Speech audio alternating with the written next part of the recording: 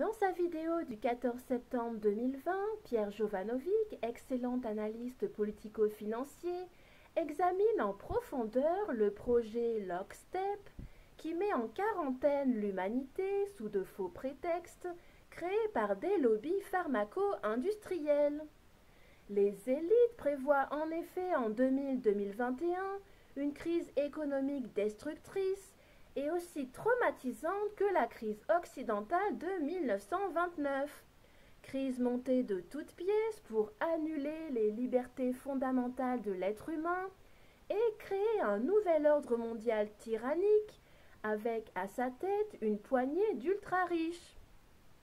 À ce propos, en ce moment même, Trump fait le tour du globe à la recherche de complices malfaiteurs pour une future guerre mondiale en compagnie de son gendre ultra-sioniste Jared Kushner. Il promet ainsi aux États complices du Moyen-Orient sous domination politique sioniste de, je cite, leur offrir le marché américain, sachant que les Américains n'offrent que des promesses vides, comme tout pervers narcissique. Ensuite, il compte également sur les énormes masses de cash saoudiens venant de leurs alliés sionistes de la région. Trump envisage d'établir de plus des bases US aux Émirats arabes unis, qui sont en train de devenir une plaque tournante pour les bases militaires US et ISR, ajoutant qu'il a déclaré récemment vouloir, je cite, placer au pouvoir en Iran le fils du Shah pour avoir le pétrole iranien à bon prix.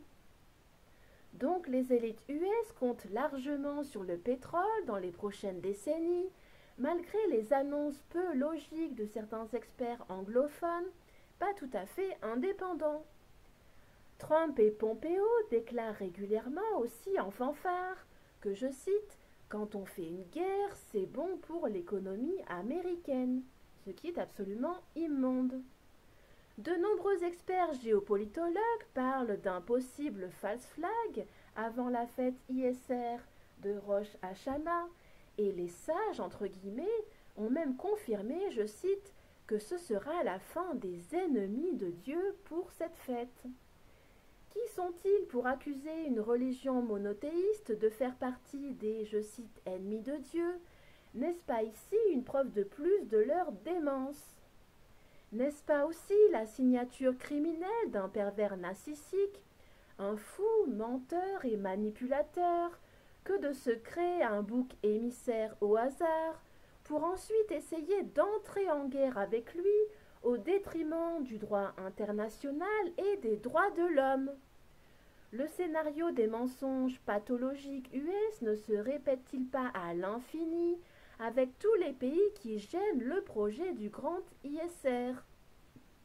C'est-à-dire qu'on invente des prétextes fallacieux, des prétextes faux pour détruire l'infrastructure de certains pays comme la Libye et y installer parmi les citoyens le chaos social et économique sur plusieurs dizaines d'années, pour enfin y infiltrer des terroristes financés et armés par les États-Unis.